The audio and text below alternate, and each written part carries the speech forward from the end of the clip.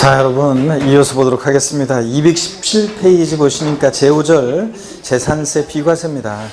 재산세 비과세가 28회 시험 때 독립화 문제로 나왔는데 이게 이제 30회 시험 같으면 종합 문제 속에서 지문 한 줄 또 나올 수 있고요. 그래서 살펴봐야 됩니다. 국가 등에 대한 비과세인데요. 양가 1번 국가 등이 소유하는 재산. 이거 당연한 얘기죠. 이거는 중요하지만 당연합니다. 국가, 지자체, 지자체, 조합, 외국 정부 및 주한 국지기구의 소유에 속하는 재산에 대해서는 재산세를 부과하지 아니한다 그랬습니다. 다만 다음에 어느 한에 해당하는 재산에 대해서는 재산세를 부과한다. 그래서 동그라미 1번 대한민국 정부기관 재산에 과세한 외국 정부 재산 당연히 비과세죠. 국가 간의 상호주의가 적용되니까 대한민국 정부기관 재산에 비과세 주면 우리도 어떻게 하고? 비과세 주고. 우리가 일본 가서 뭘 취득하는데 또 등록하는데 보유하는데 그것에 대해서 과세를 한다. 일본 정부가 우리 정부기관 재산에 대해서 그럼 우리도 과세. 비과세는 우리도 어떻게 하고? 비과세하고. 그 다음에 2번이요. 국가, 지자체, 지자체 조합과 재산세 상 물건을 연부로 매매 계약 체결하고 and 그 재산의 사용권을 무상으로 부여받은 경우에 누구한테 납세 의무가 있더랬어요? 매수 계약자. 자, 그러니까 이거 비과세한다 그러면 틀려요. 국가 등의 소유물로 비과세는 아닙니다. 자, 실질로 권 변동이 됐다고 봐서 공부상으로는 국가 등의 소유지만 실질적으로 권 변동 됐다고 봐서 매수 계약자입니다. 양가로 2번 보니까 국가 등이 사용하는 재산이에요. 동그라미 1번 국가, 지자체, 지자체 조합이 1년 이상 공용 또는 공공용으로 사용하는 재산. 가로 안에 요 가로 내용이 올해 또 추가가 됐어요. 1년 이상 사용할 것이 계약서 등에 의해서 입증되는 경우를 포함해서요. 에 대해서는 재산세를 부과하지 않는다. 당근이죠. 내 빌딩을 자, 예를 들어 서울특별시청에서 1년 이상을 공짜로 사용하고 있습니다. 공용에, 공공용에. 그러면서 때가 되면 고맙긴 한데 재산세는 내달라고 하고 그러면 안 되잖아요. 양심 없이. 자, 그러니까 비과세입니다. 다만 다음의 경우에는 재산세를 부과한다 그래서 체크죠. 이것도 중요한데 유료로 사용하는 경우에요.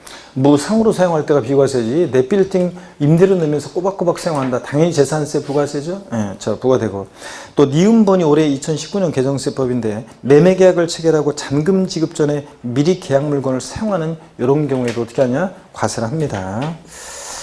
자, 그래서 이렇게 국가 등이 사용하는 재산 과세하는 경우 꼭 알아두시고 시험에서 국가가 지자체가 1년성 공용 또는 공공용에 사용하는 재산은 유상무상을 불문하고 재산세를 부과하지 아니한다. X죠, 여러분들? 이런 것들. 그 다음에 218페이지 보니까 용도 구분에 의한 비과세입니다. 다음에 따른 재산이요. 별장, 고불악장 같은 이런 사치성 재산은 제외하고요. 에 대해서는 재산세를 부과하지 아니한다. 다만 수익사업에 사용하는 경우와 해당 재산이 유료로 사용되는 경우에 그 재산 및 해당 재산의 일부가 그 목적 사업에 직접 사용되지 않는 경우에 일부 재산에 대해서는 재산세를 부과합니다. 하여튼 지방세 비과세에서 사치성 재산 나왔다. 무조건 과세입니다. 어떤 경우에 용도분에 의한 비과세하느냐? 도로, 하천, 제방, 국어, 유지, 묘지요. 28개 토지 지목 중에서 비과세되는 6개 지목이 있습니다. 자, 도로, 하천, 제방, 국어, 유지, 묘지요. 요건데 공부하는 수험생분들은 공부는 아무래도 이게 멘탈 게임이잖아요. 이게 그래서 심리적인 게 굉장히 중요해요. 그래서 자신감 없이 뭘 보게 되면 이게 이제 내용이 잘 안 들어요. 자신감을 갖고 항상 공부를 하셔야 되고 또 그 다음에 공부하다 보면 왠지 공부한다고 했는데 점수는 안 오르고 그러다 보면 실망하게 되고요. 그래서 해도 그냥 안 되는 것 같고 그러면서 왠지 공부하기도 싫고 그럴 때가 있잖아요. 그래서 슬럼프라고 하는데 슬럼프는 다 오게 돼 있어요. 그 공부하는 수험생들은. 그래서 슬럼프는 다 오게 돼 있는데 감기하고 똑같아요. 슬럼프가 왜 오냐면 우리가 감기 왜 옵니까? 면역력이 떨어져 있거나 그럴 때 너무 피로하거나 무리하거나 그러면 슬럼프 오잖아요. 그런 것처럼 공부도 하다 보면 그렇게 슬럼프가 오게 돼 있습니다. 그럴 때 극복하는 방법은 감기도 약이 없어요. 약이 없잖아요. 감기는 약이 없고 다만 감기는 증상을 완화시키거나 이렇게 심하면 그런 처방을 받는 것 뿐이지 대증요법으로 이렇게 치료하는 거지 다른 거 없습니다. 하여튼 근본적인 치료는 잘 쉬고 그 다음에 비타민 먹고 이런 거잖아요. 그런 것처럼 슬럼프에 빠졌다 그러면 극복하는 방법은 뭐 딴 거 없습니다. 본인 스스로가 이겨내야 돼요. 본인 스스로가 이겨내야 되는데 어떤 분은 슬럼프가 길어져 가지고 그냥 일주일이고 이주일이고 뭐 방하고 수업 빠지고 그냥 그러다가 그냥 그냥 아예 포기하는 분도 계시고 그러는데 어떤 간에 우리가 또 감기 걸렸다고 그래서 아예 그냥 그거로 심하게 이렇게 저기 되면 안 되잖아요. 극복해야죠. 뭐 그래서 좀 쉬시고 이렇게 하면서 극복해야 되는데 슬럼프를 뭐 극복할 때 야구 선수들 같으면은 타자가 타격감이 떨어졌어요. 슬럼프에 빠져서 뭐 그냥 안 맞아요. 자, 아무리 쳐도. 자, 그러면은 그럴 때는 뭐 극복하는 방법은 그 선수들이 그냥 노느냐, 신나게 나이트클럽 가서 막 노느냐, 강하죠. 더 오히려 수없이 계속 그 밤에 그 배트 휘두르잖아요. 그래가지고 열심히 그 더 연습하고 그 자기가 이제 본인 스스로 돌아보면서 부족한 부분, 이제 타격 폼이 잘못됐다거나 흐트러진 부분들을 가다듬으면서 계속 막 배트를 휘두릅니다. 그래서 이제 슬럼프를 극복하고 그러는데 그런 것처럼 여러분요, 공부 안 되고 그럴 때 잠깐 이제 이렇게 쉬고 이렇게 하면서 하는데 드라이브 나가는 것도 괜찮죠? 그래서 뭐 하천, 그 강변 도로 따라서요 쭉 드라이브 나갑니다. 상류 쪽으로 가다 보면 제방 댐이 있습니다. 유지 호수가 있어요. 그리고 농업용 수로 왜 웃어? 잠깐만 들어봐. 농업용 수로 국어가 있고요. 농업용 수로 국어가 있고 그 다음에 배산임수니까 뭐가 있어요? 묘지가 있습니다. 그래서 잠깐만 상상을 해보셔야죠. 그래서 도로, 하천, 제방, 국어, 유지가 있고 그 다음에 배산임수니까 묘지가 있고요. 자, 그렇게 이미지로 한번 기억한 다음에 레파드 기억하라고 그랬습니다. 잠깐만요. 임산부 노약자 계시면 임산부 노약자 없습니까? 자, 그러면 제가 항상 인강 수강생분들도 이거 이어폰 듣고 있다가 깜짝 놀라지 말고 이거 빼라고 하거든요. 자, 한번 봅니다. 28개 토지 지목주요. 자, 중에서 비과세는 6개 지목. 레파드 씌우면 되죠? 도로 와천 제방 국어 유지 묘지. 도로 와천 제방 국어 유지 묘지. 이렇게. 자, 아니 따라서 하라는 거 여러분들 시작. 도로 하천 제방 국어 유지 묘지. 레파드시요. 도로 하천 제방 국어 유지 묘지. 이렇게 하면 돼요. 자, 거기 보니까 도로 한번 보세요. 도로법에 따른 도로와 그 밖에 일반인의 자유로운 통행을 위해서 제공할 목적으로 개선한 사설도로, 개인이 만든 도로도 포함합니다. 도로법상의 도로뿐만 아니라 사설도로도 포함하고, 다만 건축법 시행령에 따른 대지안의 공지는 제외한다. 지문에 한번 28회 때 나오긴 나왔었는데 뭐 중요하지는 않고요. 한번 살짝 그냥 연필 같은 거 줄거면서 이런 것들. 자, 도로법상의 도로, 사설도로 포함하는데 대지안의 공지는 제외한다. 이게 대지안의 공지가 이런 거라고 했습니다. 여기 보세요. 건물들 사이에 이렇게 보면 건물들 사이에 사람들이 지나다니는 그런 길이 있습니다. 요즘은 이런 걸 이제 보기 쉽지 않은데 오래된 구도심 지역 같으면 여전히 있긴 있더라고요. 일부 지역에. 자, 이런 걸 우리가 흔히 뭐라고 합니까? 집과 집 사이에 조그만 길 있잖아요. 이런 걸 뭐라고 합니까? 그렇지. 고 김현식 노래 불렀잖아요. 여러분들 제가 항상 얘기했지만 골목길 걸어갈 때에 골목길 이런 거. 자, 이런 거 대지안의 공지 같은 것은 도로가 아닙니다. 제외하고. 그 다음에 하천, 제방, 댐 같은 거, 국어, 농업용수로, 유지, 호수 같은 거, 묘지, 지목이 묘지인 토지는 취득세는 지목이 묘지인 토지 정리해드렸잖아요. 지목이 묘지인 토지 취득세는 과세하는데 어떤 세율로? 중과 기준세율, 특례세율로요. 아이고, 지목이 묘지인 토지 정리해드렸는데 지목이 묘지인 토지 있잖아요. 지목이 묘지인 토지. 취득세는 과세를 합니다. 과세를 하는데 어떤 세율로 과세한다고 그랬어요? 중과 기준세율, 특례세율로 과세한다. 근데 등록면허세하고 재산세는 뭐 한다 이거? 비과세합니다. 자, 비과세. 그렇다면 조상님 묘수 다 없애버린다고 했잖아요. 근데 다만 여러분 보시면 재산세에서 단 장사 등에 관한 법률에 따른 법인묘지용 토지 있잖아요. 장사 등에 관한 법률에 따른 법인묘지용 토지예요. 이 법인묘지용 토지, 요거는 어떻게 하고요? 법인묘지용 토지는 요거는 별도 합산 과세하고, 이거 사업용 토지라고 그랬잖아요. 그래서 공원묘지 같은 거예요. 법인묘지용 토지는 별도 합산 과세입니다. 그냥 지목이 묘지인 토지가 비과세고, 법인묘지용 토지는 어떻게 하고? 별도 합산 과세하고요. 이런 얘기예요. 자, 그 다음에 이렇게 해서 28개 지목 중에서 비과세는 6개 지목. 도로, 하천, 제방, 국어, 유지, 묘지. 애들 비과세예요. 자, 집에 들어가면서 사람들이나 딱 보고서 없다 그러면 도로, 하천, 제방, 국어, 유지, 묘지 하면서 지나가세요, 여러분들. 그 다음에 동그라미 2번부터 쭉쭉 한번 보겠습니다. 또 산림보호법 규정에 따른 산림보호구역, 그 밖에 공익상 여기 봅니다. 교재 재산세를 부과하지 않을 타당한 이유가 있는 것으로서 법령이 정하는 다음의 토지 비과세한다. 동그라미 기억번 군사기지 및 군사시설보호법에 따른 군사기지 및 시설시설 보호구역 중에서 요 통제보호구역 내에 있는 토지, 요거 통제 동그라미 쭉 밑줄이고 다만 전답과 선 및 대지는 제외한다 밑줄이요. 그러니까 농지하고 대지는 통제보호구역 내에 있는 농지와 대지는 비과세한다 그러면 틀려요. 통제보호구역 내에 있는 전답과 선 및 대지, 농지하고 대지는 어떻게 한다? 과세한다는 얘기입니다. 과세고요. 그래서 박스 안에 보니까 군사기지 및 군사시설보호법에 따른 군사기지 및 군사시설 보호구역 중에서 제한보호구역 내이며 제한의 동그라미 제한보호구역 내에 있는 요거 토지는 분리과세하는데 요 임야 정확히 얘기는 요거 임야 같은 거. 근데 군사기지 및 군사시설 보호구역 중에 통제보호구역 내에 있는 비과세한다는 거. 요거 통제 동그라미고요. 한번 비교해 두시고 그 다음에 니은번 봅니다. 산림보호법에 따라 시행된 산림보호구역 및 산림자원의 조성 및 관리하는 법률에 따라 시행된 최종림 시험림이요. 림자로 끝나는 임야 비과세고 비과세고 림자로 끝나는 임야 비과세입니다. 디귿번 자연공원법에 따른 공원자연 보존지구안에 있죠. 보존의 동그라미고 이건 국립공원, 도립공원 같은 데 있는 보존지구안이면 비과세예요. 근데 자연공원법에 따른 공원자연 환경지구안이면 법 나오고 무슨 지구 구역 내는 의미하니까 뭐한다? 분리과세합니다. 환경의 동그라미고 환경지구안이면 분리과세하고 보존지구안이면 비과세합니다. 그 다음에 리을번 백두대간 보호지구안이면 비과세하고요.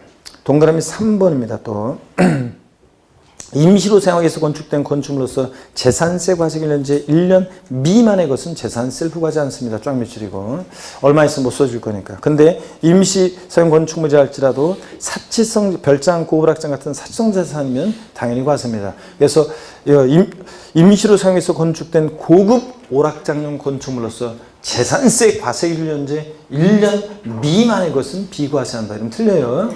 고불악장은 무조건 중과세입니다. 같은 지방세에서 사치성재산 나오면 무조건 과세고요. 219페이지 비상재해시에 구종으로 이용하는 선박, 무료로 도선용에 이용하는 선박, 선교, 배로 이루어진 다리에 구성되는 선박, 본선에 속하는 전마용 선박 비과세요. 5번입니다.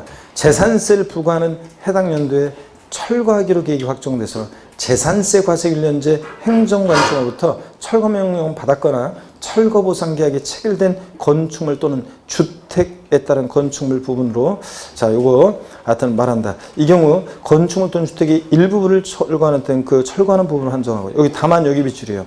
그러니까 재산세를 부과한 해당 연도에 철거하기로 계획이 확정되어 재산세 과세기일 현재 행정관청으로부터 철거 명령 받았거나 철거 보상 계약이 체결된 건축물 또는 주택 비출이고 요거 어차피 때려 부술 거니까 비과세인데 다만 그 부속 토지는 어떻게 한다? 과세한다. 땅은 어떻게 때려 부셔요? 제가 28회 시험 때 여기 나왔는데 땅은 어떻게 때려 부셔요, 여러분들? 그죠? 그러니까 당연히 뭐 한다?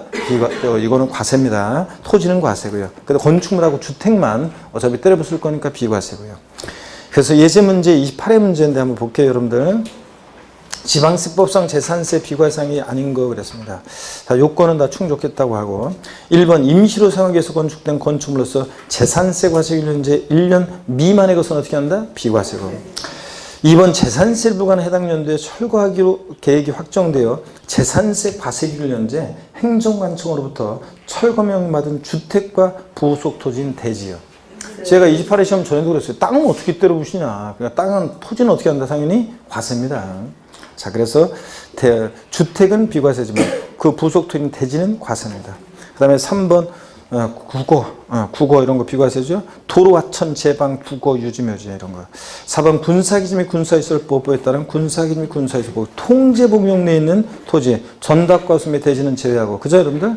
비과세고 전답과 수 및 대지는 과세한다고 그랬잖아요. 그러니까 제외고. 그 다음에 5번 도로법에 따른 도로와 그 밖의 일반인의 자유로운 통행을 위해서 제공할 목적으로 개선한 사설도로 비과세입니다. 다만 대지 안의 공지는 어떻게 한다? 제외. 대지 안의 공지는 요 도로가 아닙니다. 골목길 요거 제외입니다. 자, 이렇게 해서 봤고요. 그 다음에 제6절 납세 절차는 작년에도 나왔지만 올해도 또 나옵니다. 그래서 항상 이건 뭐 독립학 문제든 종합 문제든 항상 납세 절차는 뭐 출제 1순위고요. 징수방법, 과세기준일, 재산세는 보유세다 보니까 과세기준일이 있는데 매년 언제다? 6월 1일. 항상 6월 1일 기준으로 뭐든지 판단해요. 언제부터, 언제가 항상 언제를 기준으로 판단해? 6월 1일 기준으로 판단하고 6월 1일 과세기준일로부터 뭐 5년간 중과세 이런 식으로요. 자, 그래서 저 팁박스에 보니까 재산세는 과세 기준으로 과세 대상, 납세무자, 과세 표준세율, 물납부동산 등의 평가를 판단한다. 납기요. 재산세 정기분에 대한 납기는요. 이런 것도 모르면 제가 시험장 갈 자격이 없다고 그랬어요. 이런 것도 못 외우고 있으면. 재산세 납기는 대상 종류에 따라 달라지는데 20페이지로 갑니다. 그래서 요 납기 박스는 당연히 뭐 작년에도 나왔지만 작년에도 정답점도 나왔었지만 별표시하고 상식입니다. 이거는 그냥. 재산세 대상 종류에 따라 납기 달라지는데 토지분은 매년 9월 16일, 9월 30일. 건축물하고 그 아래 선박항공기는 건축물 선박항공기는 7월 16일, 7월 31일이요. 주택분만 자 토지나 건축물 이런 것들은 부자들이니까 한 번에 징수하는데 주택은 서민들과 관계돼 있잖아요. 그러니까 나눠서 징수합니다. 그래서 자 부가징수할세기 2분의 1은 7월 16일부터 30일까지요. 나머지 2분의 1은 9월 16일, 9월 30일까지 두 번 나눠 징수합니다. 다만 그 해당 연도의 부가세액이 주택분이요 20만 원 이하일 때 요거 10만 원에서 20만 원으로 바뀌었습니다. 작년에 20만 원 이하일 때는 조례가정부에 따른 납기를 7월 16일부터 30일까지 한꺼번에 부가징수 해야 한다에 할 수 있다요. 할 수 있다고 그랬습니다. 요거. 자, 그 다음에 질문 드리겠습니다. 고개를 드시고요.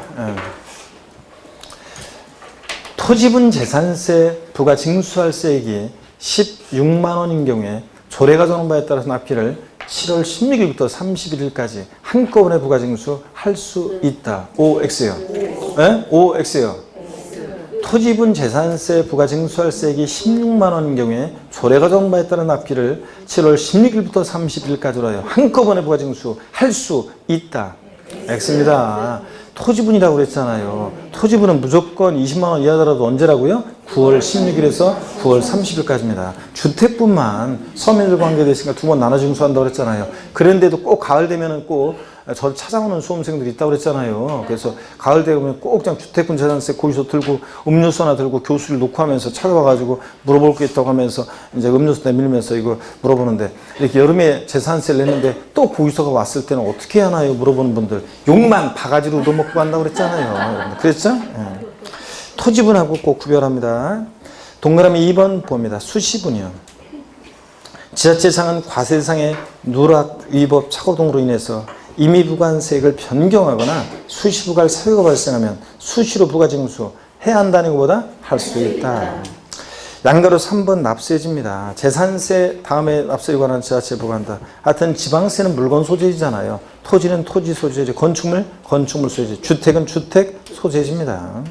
주소지 아니라는 것 꼭 기억합니다. 선방공기는 내가 참고고요. 주소지간 예외도 나오긴 하지만 참고 읽어보시고.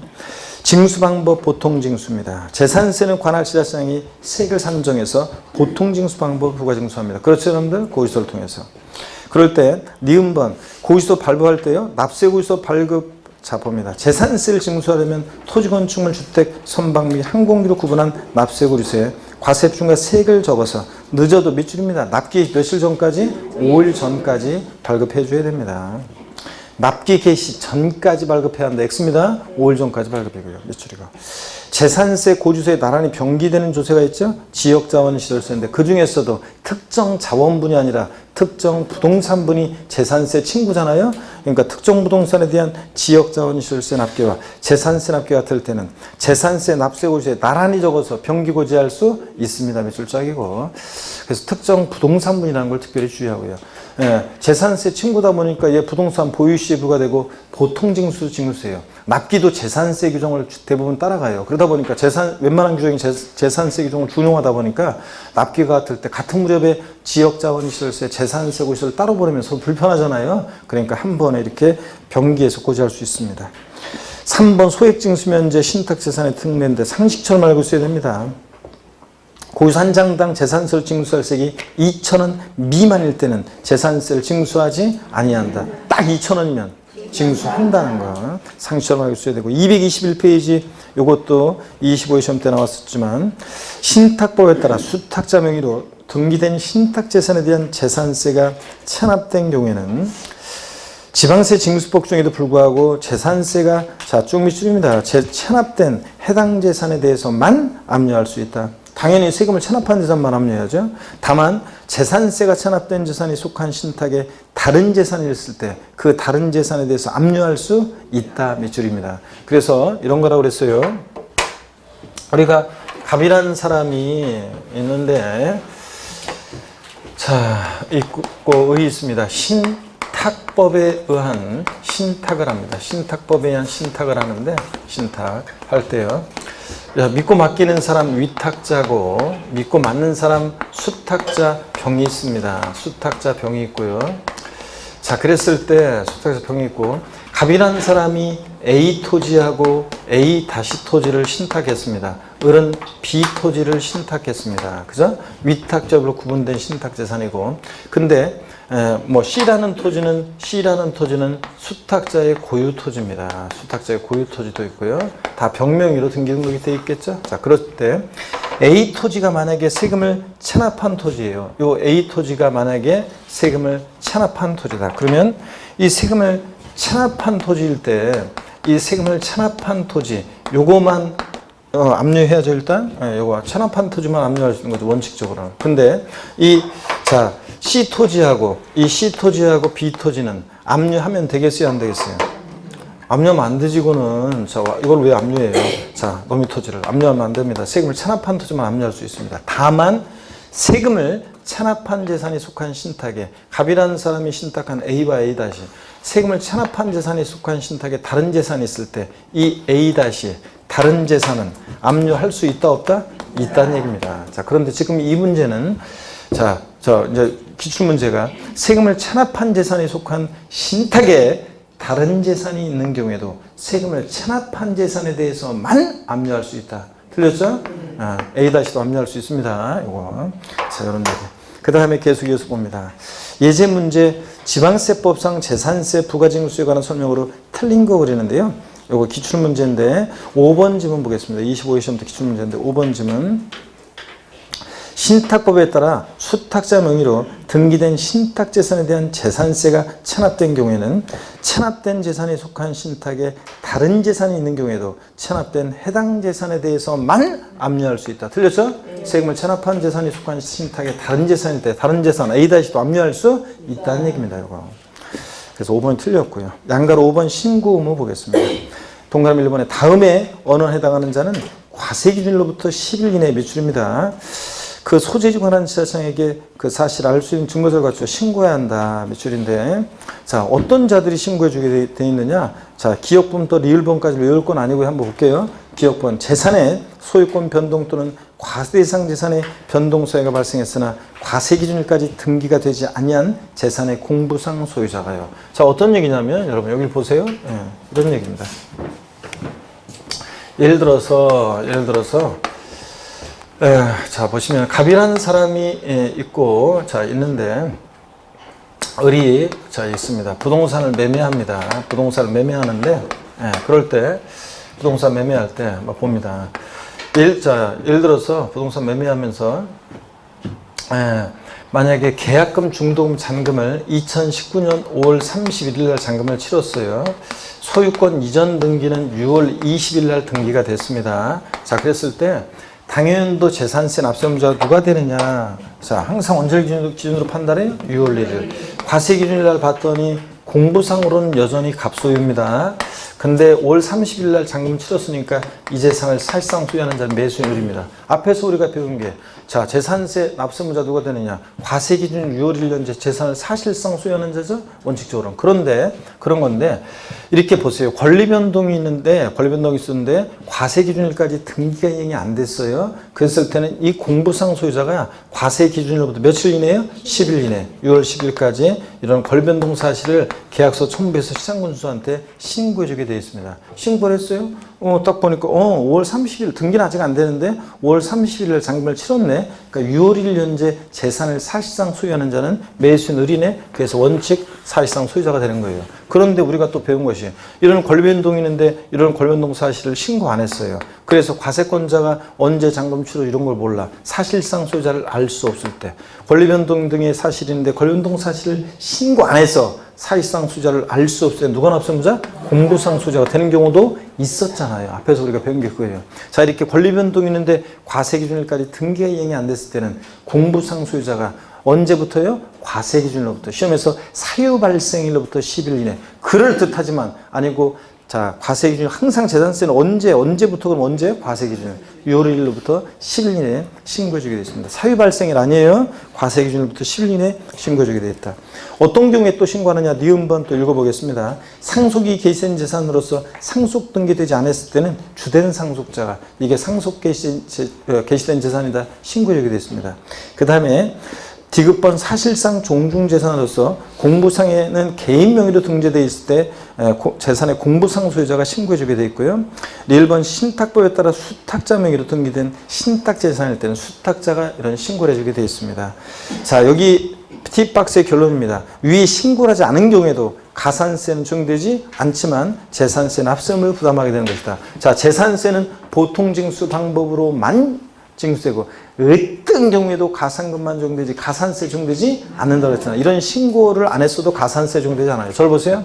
지금 이런 신고는 과세권자가 원래 재산세는 보통 징수하는 세금이니까 과세권자가 지가 알아서 다 파악해가지고 세금을 부과 고지하는 세금이에요. 우린 가만히 있으면 되는 거예요. 납세의무자는. 근데 다만 정확한 재산 상태를 파악해서 정확한 납세의무자에게 세금을 부과 고지하기 위해서 과세권자가 좀 도와달라는 얘기예요. 원래는 자기가 다 판단해야 되지만 좀 도와달라는 얘기. 이렇게 권리변동이 있는데 권리변동 사실에 대해서 이렇게 요구를 할 때 과세권자 모르잖아요. 그러니까 이런 걸 좀 신고주게 달라는 얘기인데 이런 신고를 안 했어도요 가산세 적용되지 않아요.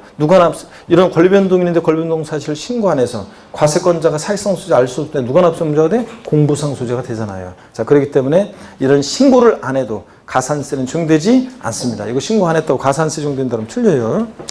그 다음에 동그라미 2번. 위에 신고가 사실과 일치하지 않거나 신고가 없는 경우에는 지자체장이 직권으로 조사해서 과세대장에 등재할 수도 있고요. 이와 같이 시장군수가 무신고 재산을 과세대장에 등재한 때는 그 사실을 당연히 관계인에게 통지해 줘야 되겠고요. 여러분들 이런 것들 눈에 켜줍니다. 그 다음에 222페이지. 시장군수는 신고무자의 신고할 내용에 대한 직권조사 후에 과세대장에 등재할 수 있는 것에 하나며 등기부상에 등기할 수 있는 것은 아니다. 예전 시험에 직권으로 등기부에 지자체장이 등기할 수 있다는데 등기는 등기관이 하는 거지. 그러니까 지자체장이 과세대장에 등재할 수 있는 거지. 등기부에 등기할 수 있는 것은 아니다. 이런 것들 눈에 켜두시고. 양가로 6번 재산세 과세대장 등의 비치 등 요거는요. 자, 이해하시면서 보시면 됩니다. 대장과세요. 지자체는 재산세 과세대장을 비치하고 필요한 사항을 기재해야 한다. 자, 이 경우 해당 사항을 전산 처리하는 경우에는 과세대장을 갖춘 것으로 본다. 당연히 요즘 같은 세상에 꼭 종이로만 갖고 써야 되는 건 아니죠. 자, 이게 대장과세예요. 재산세는 대상 종류에 따라 과세대장을 작성 기록하고 비치하기 때문에 대장과세하는 조세다 이렇게 얘기합니다. 토지대장, 건축물대장 같은. 그 구분 작성 현황부가 이런 거 읽어보시고요. 물납 보겠습니다. 자, 물납이 28회 시험 때 독립한 문제로 재산세 물납이 독립한 문제로 시험 문제 나왔어요. 자, 그렇지만 여기저기 또 중요하고요. 물납, 분할납. 특히 올해는 분할납부 진짜로 중요하다고 그랬고 물납, 분할납부가 여전히 세목별로 재산세, 종부세, 양도소득세, 물납, 분할납부는 무조건 중요합니다. 그래서 어떤 세목에 나올지 종부세에서 나올 가능성이 높지만 어떤 간에 재산세, 양도세도 중요하고 하여튼 분할납부 다 중요합니다. 물납, 분할납부. 28회 나왔지만 종합문제 속에서 물납 나올 수 있고 분할납부는 독립한 문제로 물어볼 가능성이 높고요. 그래서 중요하다는 거. 자, 그래서 다 중요 표시하고 또 봅니다. 물납 요건 및 물납 재산입니다. 재산세 금전납부 원칙의 예외로서 물납 허용되는데 지방세에서 물납은 뭐만요? 재산세만 허용된다고 그랬고 요건 봅니다. 지자체장은 재산세 납부세액이요. 지역자원 시설이라고만 되어 있는데 세자가 빠졌죠? 지역자원 시설세인데요. 세자가 빠졌네요. 지역자원 시설세 및 지방교육세는 제외하면 도시지역분을 포함한 세액이요. 그래서 밑줄 쫙입니다. 지자체장은 납부세 여기부터 밑줄입니다. 가로까지요. 지역자원시설세, 병기고지되는 지역자원시설세나 부가세인 지방교육세 제외하고 도시조건을 포함한 재산세 납부세액이 얼마요? 1천만 원 초과하는 경우에는 밑줄이고 동그라미 1번이라고 그랬습니다. 첫 번째 요건. 물납하려면 납부세 1천만 원 초과해야 돼요. 두 번째 납세문자 신청을 받아 밑줄이고 동그라미 2번이고 과세권자 알아서 해주는 게 아니에요. 우리가 신청해야지. 해당 지자체 관할구역에 있는 부동산에 대하여만 밑줄이고 동그라미 3번이요. 자, 재산세 어떤 거로 물납하느냐? 부동산인데 너미 시군구에 있는 거로 돼야 안 돼요? 안 되고 해당 지자체 관할구역 내에 소지하는 부동산에 대해서만. 관할구역에 관계없이 땡. 국내에 소지하는 부동산 땡입니다. 그 다음에 법령에 따라 물납을 허가할 수 있다 밑줄이고 동그라미 4번입니다. 물납은 신청했다가 무조건 받아주는 건 아니고요. 관리처분상 부적당하다고 인정하면 물납 들어갈 수 있다고 그랬습니다. 어떤 사람이 물납하겠다고 등기부등본 물납 신청을 했어요. 그래서 공무원이 그 물납하겠다는 부동산에 등기부등본을 띄워봤더니 1번 저당권 설정돼 있고 2번 저당권 설정돼 있고 3번 가압류돼 있고 골치 아프겠죠? 물납 들어갈 수도 있다. 그래서 네 가지 납부할세 1천만 원 초과하는 경우에 납세문자 신청을 받아 해당 지자체 관할구역 내 소지하는 부동산에 대해서만 허가받아 할 수 있습니다. 요건 상식처럼 알고 있어야 되고요. 양가로 2번 처음으로 물납의 신청 및 허가 절차를 한번 보겠습니다. 1번 재산세를 물납하려는 자는 행정안전부령이 정하는 서류를 갖춰서 밑줄입니다. 납부기 한 10일 전까지 자 납세에 관한 시장구청장에 신청해야 한다. 납부기 한 10일 전까지 신청해야 한다 밑줄이에요. 물납은 관리처분상 적당한지 부적당한지 판단할 시간적 여유가 필요하기 때문에 납부 기한까지 이러면 틀려요. 납부 기한 며칠 전까지? 10일 전까지. 자, 끝나기 10일 전까지 신청해 줘야 되고요. 2번 물납 신청을 받은 시장구청장은 신청한 날부터 밑줄입니다. 5일 이내에 허가 여부를 서면으로 통지해야 한다 밑줄이에요. 그래서 5일 이내에 서면으로 허가 여부를 통지해 줘야 된다 밑줄. 그 다음에 3번 물납 허가를 받은 부동산을 물납했을 때는 밑줄입니다. 납부기한 내에 납부한 것으로 본다는 거 쭉 밑줄이에요. 당연히 물납은 금전 납부 원칙의 예로서 내는 거니까 물납하게 되면 납부기한 내 원래 납부기한 내에 납부한 것으로 봅니다. 밑줄이고. 그 다음에 4번 관리처분이 부적당한 부동산의 처리요. 시장군수구청장은 물납 신청을 받은 부동산이 관리처분하기가 부적당하다고 인정되는 경우는 허가하지 않을 수 있습니다. 뭐 당연하고요. 그 다음에 니은번 시장군수구청장은 불허가 통지받은 납세무자가 요거를 이제 우리 이 정답 지문으로 28회 시험 때 물어봤었는데 시장군수구청장은 불허가 통지받은 납세무자가 자 밑줄입니다. 그 통지받은 날부터 10일 이내에 해당 지자체 관할구역에 있는 부동산으로서 관리처분이 가능한 다른 부동산으로 변경 신청하는 경우 변경해서 허가할 수도 있습니다. 자, 그래서 변경해서 허가할 수 있다. 불허가 통지받았다고 그대로 끝나는 게 아니에요. 자, 5번 물납 허가 부동산의 평가입니다. 자, 세금을 부동산으로 내니까 가격을 평가할 수 있어야 되잖아요. 자, 그럴 때 물납 허가하는 부동산의 가격은 밑줄입니다. 재산세 과세기준 현재 시가로 합니다. 과세기준 현재 시가로. 시험에 한번 나왔던 것이 물납하는 부동산의 평가는 매년 12월 31일 현재 시가로 한다. X입니다. 12월 30일이 아니라 항상 언제요? 과세기준 6월일로 기준을 해야죠. 6월일 현재 자 시가로 합니다. 이때 시가라는 것은 자 다음에 정하는 가액에 따른다. 그래서 다만 뭐 이런 거 같아요. 슬쩍 그냥 체크합니다. 수용, 공매, 감정가액 등으로서 행정안전부리 정하는 바에 따라 시가로 인정되는 것은 시가로 본다. 수용을 당했을 때는 보상금액, 공매, 경매의 경우에는 공매, 경락가액 뭐 이런 것들을 시가로 볼 수도 있습니다. 감정기간의 감정가액 평균이 있으면 이런 것들을 시가로 볼 수 있어요.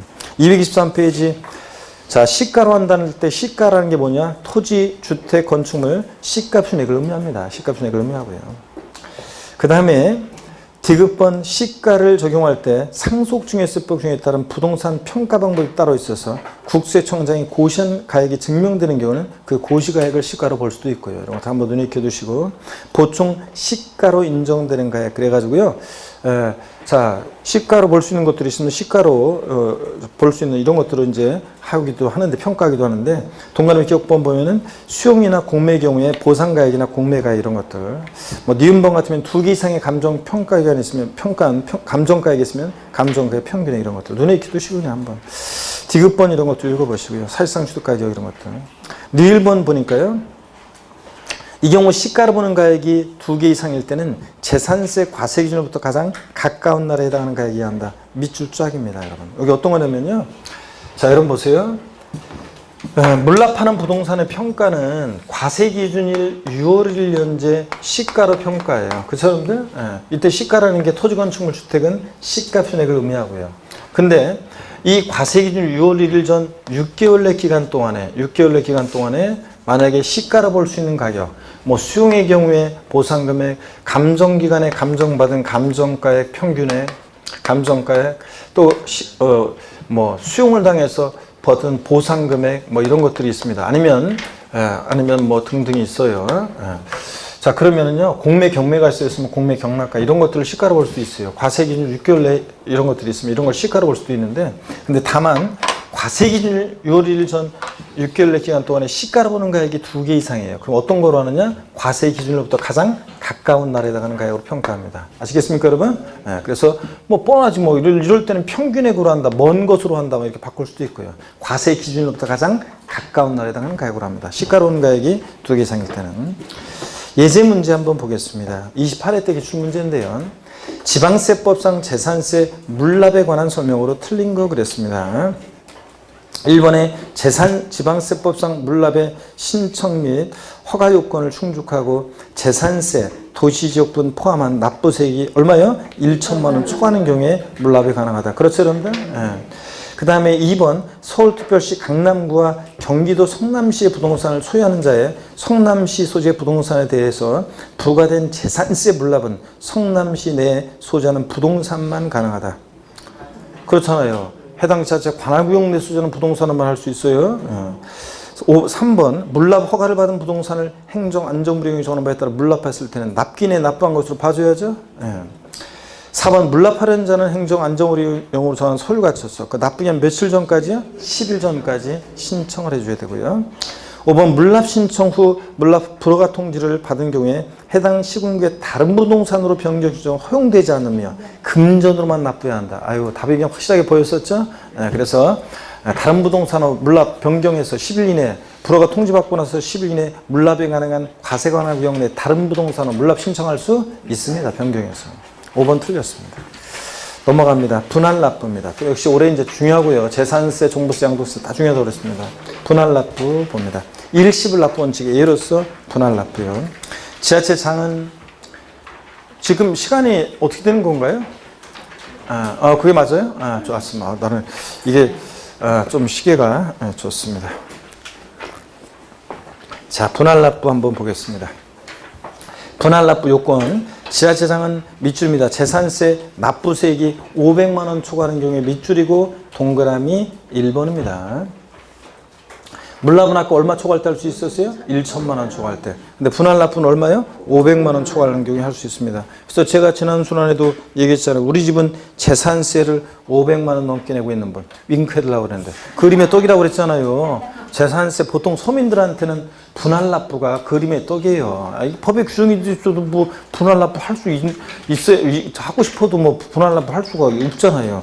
납부할 세액이 500만 원 초과해야 되는데. 그죠? 그래서 우리 집은 재산세를 500만 원 넘게 낸다. 나는 건물주 위에 그러니까 조물주 위에 건물주다. 뭐 이래가지고 자, 우리 집은 재산세 500만 원 넘게 내고 계시다 그러면 새로 오신 분들 계시니까 윙크 살짝 보내주세요.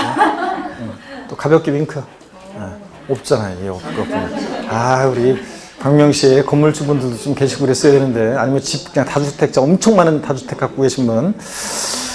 자, 좋습니다. 그래서 500만 원 초과하는 경우에 공시가격이 올랐는데도 이제 한번 봐야지 또 하긴 또 제가 재산세 고지서 안 받았으니까. 또 500만 원 초과하는 경우 밑줄이고 동그라미 1번입니다. 그림의 떡. 그 다음에 납부할 세액이 일부를 밑줄이고 동그라미 2번입니다. 그리고 납부기한 지난 날부터 몇 개월이요? 2개월 이내 분할 납부할 수 있다. 밑줄이고 동그라미 3번입니다. 7월 31일이 납부기한이면 납부기한 지나서 2개월 얼로 하는 거니까 언제? 9월 30일이요. 9월 30일 이렇게 분할 납부할 수 있다는 거. 그런데 뭐 그래 얘기 또 해드렸잖아요. 근데 제가 서울에서 어느 곳에서나 하여튼 제가 500만 원 넘게 내면 윙크했는데 없어가지고 제가 없죠. 그리고 진도 나려고 했더니 교탁 바로 앞에 앉아 계신 어떤 사장님이 헛기침해가지고 왜 그러나 봤더니 성심이 있었다고 그랬잖아요. 건물주분 계셨었습니다. 자, 보시면 양가로 2번입니다.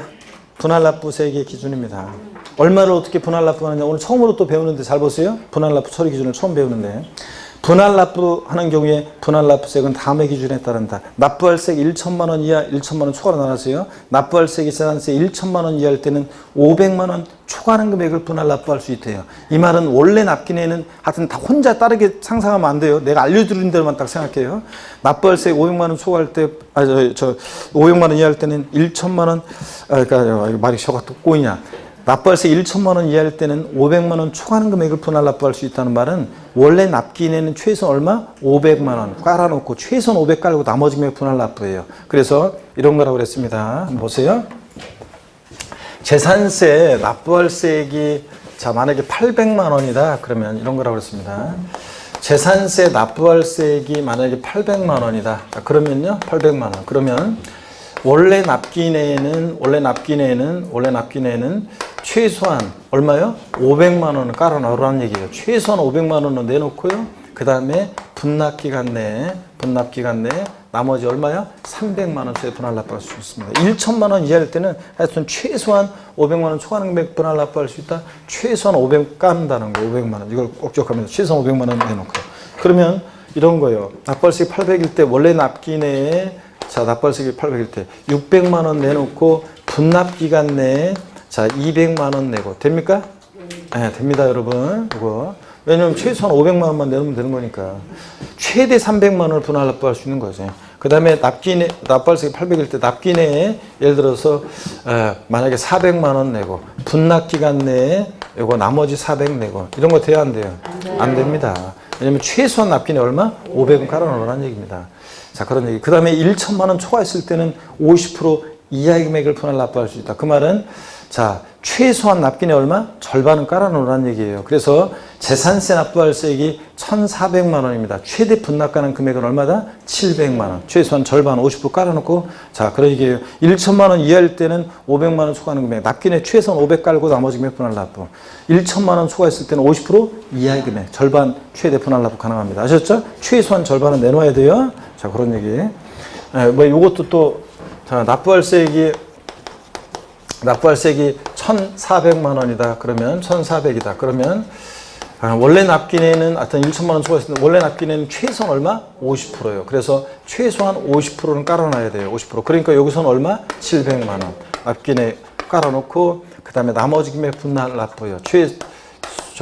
나머지 분할 납부. 그래서 얼마? 700만 원이요. 자, 나머지 50%. 그래서 최소한 절반은 깔아놓으라는 얘기예요. 그래서 납기내 예를 들어서 납부할세액이 1,400일 때 납기내 예를 들어서 뭐 1,000만 원 내고 분납기간 내에 자 400만 원 내고 되겠습니까? 됩니다. 근데 반대로 납기내에 예를 들어서 1,400일 때 납기내에 예를 들어서 600만 원 내놓고 분납기간 내에 예를 들어서 나머지 금액 예를 들어서 1,400이니까 얼마입니까? 800만 원 내놓고 이런 거 돼야 안 돼요? 안 됩니다, 여러분들. 이런 거. 자, 최소한 절반은 내놓으라는 얘기. 자, 그 다음에 계수기호수표입니다. 양가로 3번 분할 납부 신청입니다. 요거 이해되셔야 되는데 요거 꼭 이해가 되셔야 돼요. 그 다음에 분할 납부 신청은 봅니다. 분할 납부라는 자는 자, 재산세 여기 밑줄입니다. 납부기한까지 자, 신청서를 자, 제출해야 한다는 거 몇 줄이요? 납부기한까지요. 납부기한 10일 전이 아니에요. 납부기한까지입니다, 여러분. 아까 물납은 납부기한 며칠 전까지요? 10일 전까지요. 근데 분할 납부는 납부기한까지입니다. 왜냐면 그냥 납부기한, 이건 분할 납부는 나눠내기만 하면 되니까 미리 뭐 10일 전까지 할 필요 없어요. 물납은 관리처분상 부적당한 적당한 판단해야 되니까 그런 거고. 그래서 동그라미 2번. 시장구청장은 분할 납부 신청을 받았을 때는 이미 고지한 납세고지서를 납부기한 내 납부할 납세고지서와 분할 납부기한 내 납부할 납세고지서를 구분해서 당연히 수정고지 해줘야 되겠고요. 그래서 여러분 보세요. 물납은 보세요. 물납은 우리가 예를 들어 재산세 납기가 7월 16일부터 7월 31일까지면 물납은 납부기한 며칠 전까지요? 10일 전까지요. 납부기한 끝나기, 납기 개시간이에요. 기한 끝나기, 기한 10일 전까지 신청해 주게 되어 있습니다. 물납, 자, 뭘 신청하는지 써줘야지 참. 물납을 10일 전까지 물납을 신청해 주게 되어 있습니다. 물납을. 근데 물납을 신청해야죠. 근데 분할 납부는 그냥 나눠내기만 하면 되는 거니까 그냥 아무 때나 요 납부 기한 내에 이거는 이제 분할 납부는 납부 기한 내에만 10일 전까지 그럼 틀려요. 납부 기한 내에만 그러니까 분할 납부를 신청하면 됩니다. 분납 신청하고요. 차이점 보이시죠, 여러분들? 네. 그 다음에 계속 이어서 봅니다. 재산세 세부담 상한입니다. 보유세 부담의 급격한 증가를 막기 위해서요. 자, 전년도하고 비교해서 올해 일정한 상한을 못 넘게 해요. 그래서 올해 뭐 공시가격이 막 상향되고 그러더라도 일단 갑자기 늘어나는 걸 막기 위해서 전년도보다 올해 일정한 상한을 못 넘도록 하고 있습니다. 이게 세부담 상한입니다.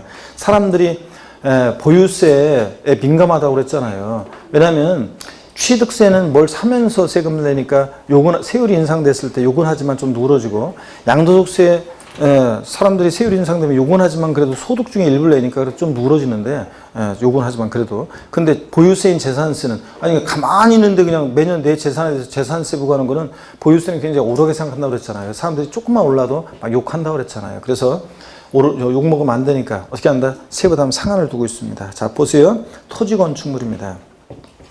해당 재산세 산출세액이 직전 연도 해당 재산에 대한 재산세액 상당액의 100분의 150을 초과하는 경우에는 여기서 100분의 150에 해당 금액을 해당 연도에 징수할 세액으로 합니다. 밑줄입니다. 그래서 어떤 토지나 건축물에 대해서요. 전년도에 만약에 토지분 재산세 10만 원 냈어요. 올해 19만 3천 원 계산됐어요. 올해 징수할 세액은 얼마입니까?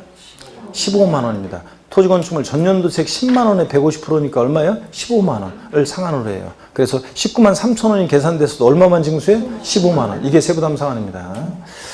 자, 그 다음에 몇 줄이었고 2번 주택은요. 다음의 금액을 해당 연도에 징수할 세액을 한다. 토지나 건축물은 부자들이니까 공시가격 관계없이 무조건 150%예요. 근데 주택은 서민들 관계에 대해서 천차만별이잖아요. 가격이 얼마 안 되는 저가의 주택도 있고 고가의 주택도 있고 그러다 보니까 세분화되어 있습니다. 기업본 주택 공시가격 또는 지자체 장이 산정한 가액이 자 3억 원 이하다. 공시가격으로 3억 원 이하인 주택은 몇 프로? 100분의 105. 105%를 상한선으로 해요. 전년도보다 5%못 넘게 해요. 자, 그 다음에 니은번 공시가격 또는 지자체장이 산정한 가격이 3억 초과 6억 이하 주택이다 그러면 100분의 110, 110%를 상한선으로 해요. 전년도보다 10% 못 넘게 해요. 그 다음에 공시가격 또는 시장구수가 산정한 가격이 지자체장이 산정한 게 6억 원 초과하는 주택은 100분의 130이요. 주택 100분의 150 아니에요. 130%가 한계라는 걸 제가 작년에 계속 강조했는데 이거 알고 작년에 시험에 물어봤었어요. 정답준으로. 그래서 225페이지 지금 읽은 얘기가 재산세 세부담 상한선 표에 정리되어 있습니다. 별표 시하시고 보시면 되는데요. 작년에 나왔지만 토지건축물은 자 공시가격 관계없이 전년도세액 몇 프로? 150% 넘게 하고 그 다음에 주택은 서민들과 관계됐기 때문에 세분화되어 있습니다. 3억 원 이하 3억까지는 몇 프로? 105%. 3억 초과 6억 이하 110%. 6 초하면 130%입니다. 여러분들. 150% 아니라는 거. 자, 그래서 표를 요걸 외우시고 작년에도 계속 반복해서 우리가 외웠었습니다. 이거. 세부담 상한 계산 방법은 뭐 복잡해서 넘어갑니다. 226회 예제 문제를 한번 풀어보겠습니다. 예제 문제를 보시니까요. 자, 예제 문제 봅니다. 갑은 주택 공시가격이 6억 원인 주택을 소유하고 있다.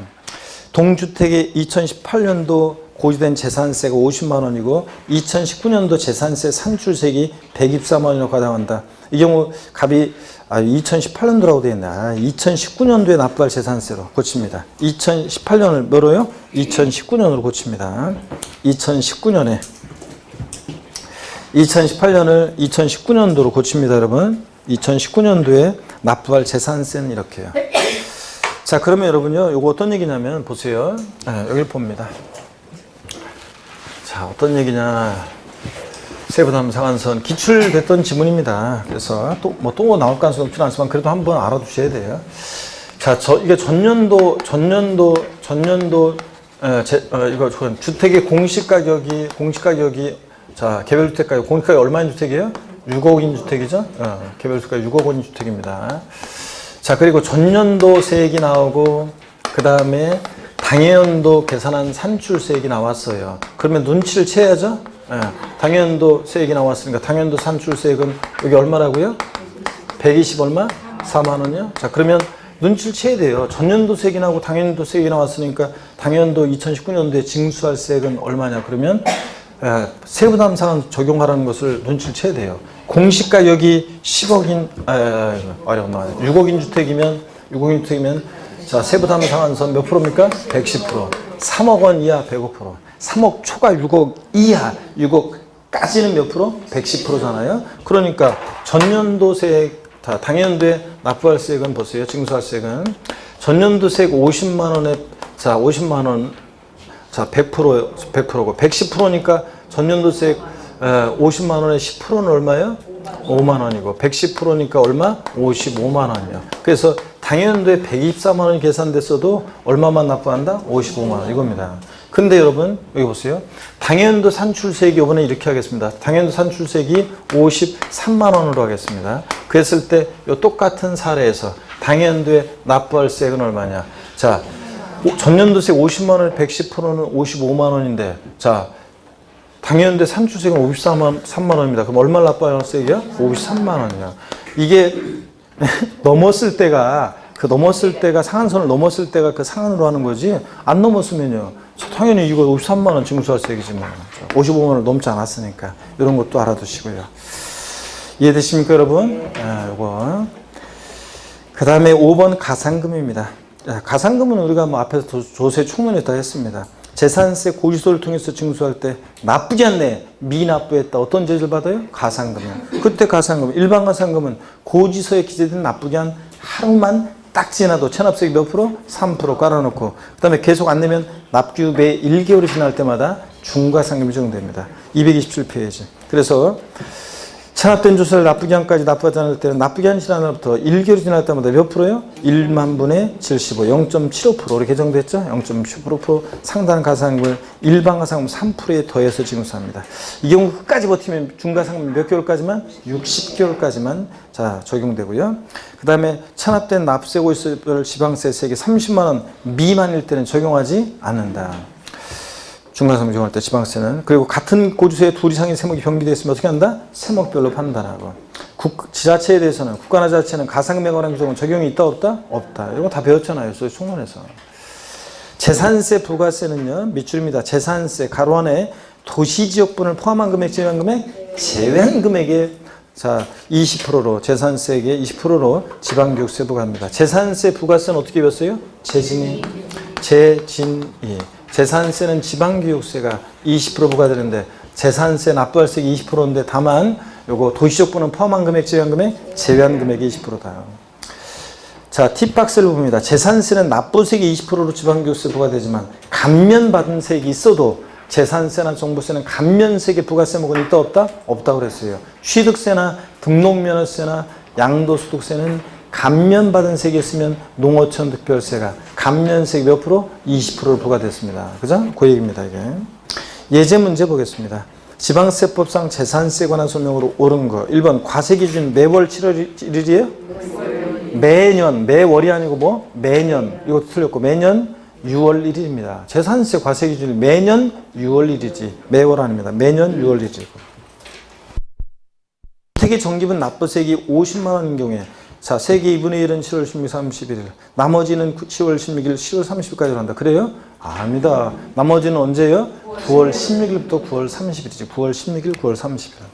3번 토지 정기분 납부세액이 19만 원인 경우 조례에 따라 납기를 7월 16일부터 30일까지 해서 한꺼번에 부가징수할 수 있다. X입니다, 여러분. 왜 틀렸어요? 아니지. 맞아요. 토지분이니까 무조건 언제입니까? 9월 16일에서 9월 30일까지입니다. 토지분이니까 무조건 9월 16일에서 9월 30일까지요. 주택하고 헷갈리면 안 돼요. 항상 재산세나 종부세는 어떤 걸 말하는지 잘 봐야 돼요. 4번 과세기준련제 공무상 소유자가 매매로 소유권이 변동되는데도 신고하지 않아서 사실상 소유자를 알 수 없을 때는 공부상 소유자가 아닌 사용자에게 재산세 납세 의무가 있다. 아이고 누구라고요? 공부상 소유자입니다. 공부상 소유자. 사용자가 납세 문제가 되는 건 딱 하나예요. 소유권에 귀속이 불분명하여 사실상 소유자를 알 수 없을 때 누가 납세 의무자? 사용자. 그때 사용자고. 그 다음에 5번 지자체 장은 재산세 납부세액이 500만 원 초과하는 경우에 응크해달라고 그랬죠? 납부할 세액의 일부를 납부기한 지난 날부터 몇 개월? 2개월 내 분할 납부할 수 있다. 분할 납부는 얼마? 500만 원 초과. 물납이 1천만 원 초과죠. 맞습니다. 5번 정답. 자, 알겠어요. 나왔고. 228페이지 예제 문제 쭉 나왔는데요. 여러분들이 이거 충분히 저 두 번째 것도 그렇고 한번 풀어보시고요. 세 번째 것도 여러분이 한번 풀어보시기 바랍니다. 그래서 여러분이 충분히 풀 수 있어요. 자, 이렇게 해서 여러분들이요. 재산세 우리 맨 마지막 거는 저 예제 문제 29회 시험 문제니까 한번 볼까요? 작년 문제니까. 그러면 228페이지 마지막 거 예제 문제 봅니다. 지방세법상 2019년도 귀속 재산세 부가징수에 관한 설명으로 틀린 거랬습니다. 1번 토지분 재산세 납기는 언제라고요? 9월 16일, 9월 30일. 선박분 재산세 납기는 언제? 7월 16일, 31일. 건축물 선박한 공기는. 그 다음에 3번 재산세를 징수하려면 재산세 앞서고 있을 납기 며칠 전까지요? 5일 전까지 발부. 4번 주택분 재산세로 해당 연도의 부가세액이 20만 원 이하인 경우에 9월 30일 납기로 한꺼번에 부가징수를 한다. 그래요? 압니다. 7월 16일부터 30일, 7월 31일을 납부기한으로 해서 7월 16일부터 30일까지 해서 한꺼번에 부가징수 한다도 아니고 보다 할 수 있답니다. 할 수 있다. 그래서 이거 맨날 한 거잖아요, 여러분들. 이거 당연히 맞출 수 있어야지, 머리가. 그 다음에 넘어갑니다. 이렇게 해서 재산세를 다 받고 231페이지 요 마무리 스텝에서 231페이지 표를 요 수정했었죠? 231페이지 납세무자 봅니다. 납세무자 표에서 맨 마지막 거 기억번 직접 사용하는 자 지워야죠? 직접 사용하는 자, 기억번 직접 사용하는 자 지우고, 또 기억번 외국인 소유 항공기 및 선박 임차를 수입하는 경우에서 기억번호 지우고 니은번 싹 다 지워야죠. 국내 대여시설 이용자에게 대여 임차에 수입하는 경우 싹 지워버리고. 그래서 수입하는 자, 외국인 소유 항공기 및 선박을 임차에 수입하는 경우 누가 납세하는 자? 수입하는 자. 임차하는 자 아니라고 그랬습니다. 요거요. 수정하시라고 그랬습니다. 됐고 나머지는 됐습니다. 쭉 넘어가서 우리가 이렇게 해서 제1편 조세 총론, 제2편 지방세 다 받고 이제 제3편 국세로 갑니다. 242페이지 기타 지방세 있잖아요. 기타 지방세로 갑니다. 이거는 기타 지방세는 몇몇 특징들만 조세 총론과 연관해서 본세와 연관하거나 조세 총론과 연관해서 몇몇 특징만 알면 되는 거지 독립한 문제로 출제 가능성이 낮아요. 지방소득세가 딱 한 번 독립함대로 나온 적이 있지만 27회 때 독립함대로 났고, 그래서 몇몇 특징만 알면 되고, 그래서 이건 나중에 문제 풀이할 때 좀 보도록 하겠습니다. 넘어갑니다, 여러분들. 자, 어디로 가시냐면 254페이지 종합부동산세입니다. 254페이지 종합부동산세. 자, 254페이지 종합부동산세로 갑니다, 여러분. 자, 그래서 종부세, 자, 펴놓으시고, 종부세 펴놓으시고, 이제 눈빛이 보니까 그냥 이제 쉬자 이런 눈빛인데, 그럼 잠시 쉬었다가 종부세 또 박세기 한번 또 보도록 하겠습니다. 잠깐 쉬겠습니다.